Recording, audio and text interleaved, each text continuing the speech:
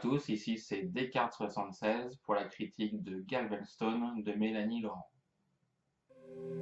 Tu te rappelles quand on est allé à Galveston? On a eu de bons moments. Tu te rappelles? Galveston est le 5e film de Mélanie Laurent, actrice et réalisatrice française, et sa première incursion aux États-Unis dans la réalisation d'un film. Pour Galveston, Mélanie Laurent a adapté un scénario de Nick Pizzolatto, créateur et showrunner de la saison 1 True Detective pour HBO.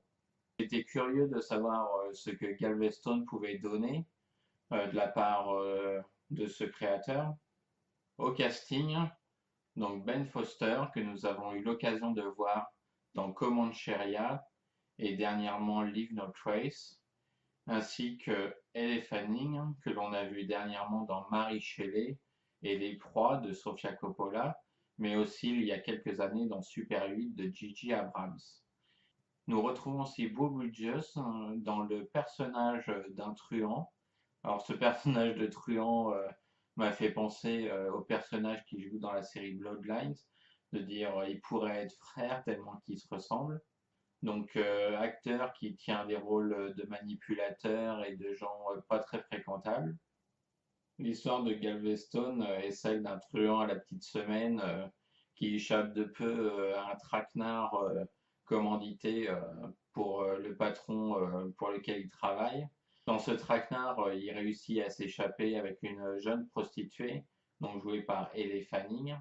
De ce traquenard s'ensuit une cavale à travers les États-Unis, donc en direction de la ville de Galveston, pour échapper aux hommes de main de son patron. Les deux protagonistes vont se réfugier à Galveston, endroit que le truand a connu par le passé, pour se refaire une santé. Au passage, ils auront récupéré une petite fille très importante pour la jeune femme. Ce n'est pas un road movie ordinaire auquel nous assistons, car le rythme est très lent mais pas ennuyeux. Le personnage de Ben Foster et Elle Fanning sont développés au minimum. On sait qu'ils sont pourchassés. C'est bizarre parce que le truand s'enfuit avec la jeune femme, mais on ne sent pas la tension qu'il peut y avoir à être pourchassé par le truand, les hommes de Beau Bridges. Mélanie Laurent a su insuffler de la poésie, de la contemplation dans ses plans, de long travelling, que ce soit sur la route ou la ville de Galveston, la plage. Même si Galveston n'est pas une création originale de Mélanie Laurent, comme elle a fait l'adaptation du roman de Nick Pizzolatto, on sent qu'elle essaye d'insuffler un peu un ton européen dans ses travelling et ses cadrages. Mélanie Laurent a bataillé dur pour le montage de ce film, pour imposer un peu sa vision européenne face aux monteurs américains. Il aurait été bienvenu qu'il y ait un peu plus de tension dans la cavale, mais on imagine les difficultés pour refaire sa vie dans une autre ville, de dire comme il loge dans un hôtel, de mentir sur leur identité.